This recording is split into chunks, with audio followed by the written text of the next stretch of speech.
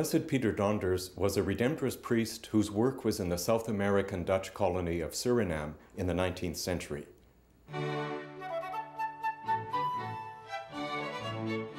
He was born and baptized in Holland on October 27, 1809.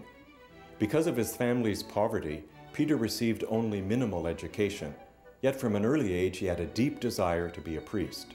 With the help of his parish priest, he managed to get into a minor seminary at age 22, and 4 years later he began his studies in preparation for ordination.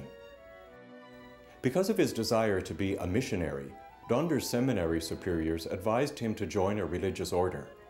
When neither the Jesuits, nor the Redemptorists, nor the Franciscans would accept him, Peter Donders finally made an arrangement with the Bishop of Surinam to serve there as a priest. He was ordained in Holland in 1845 and finally arrived in Paramaribo, the capital city of Surinam, in 1847. He spent the rest of his priestly life there. In 1866, when Father Donders was 57 years old, the Church of Surinam was entrusted to the care of the Redemptorists. It was then that Blessed Peter was accepted into the Redemptorist congregation and spent the last 20 years of his life living and working as a Redemptorist. Peter Donders died at the age of 77 on January 14, 1887. He was beatified by Pope John Paul II on May 23, 1982. It seems to me that the primary characteristic of Blessed Peter Donders is his missionary zeal, his pastoral compassion. Each of the three groups to whom Donders ministered highlights a particular aspect of his zeal and compassion. In the 26 years he lived and served among the lepers in Batavia, another place in Surinam, Donders showed extraordinary sensitivity, care, and concern for the people he served.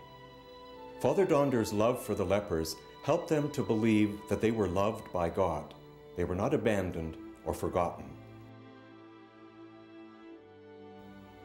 One of the lepers said of Blessed Peter, "Father Donders was always with us in Batavia. He helped us in all sorts of ways. He fetched water, tended our sores, swept out our houses, and served us in other similar ways." He did things like these, especially when there was a shortage of staff to look after the sick. And it was mainly due to his efforts that the government eventually provided nurses. That last point indicates that Peter Donders' missionary zeal was not only a question of charity, but also of justice. His concern for justice was also a prominent feature of his work with the African slaves on the plantations around Paramaribo. Visiting the plantations was an arduous journey by boat through jungles and swamps, and Donders was appalled at the conditions in which the slaves lived. He said at one point, "Oh, if only we here were worried as much about the health and well-being of the slaves as of the farm animals in Europe." Because he spoke against the practice of slavery, Donders was not well received by the plantation owners. Blessed Peter also found himself not very welcome among the native peoples living in the jungle around Batavia.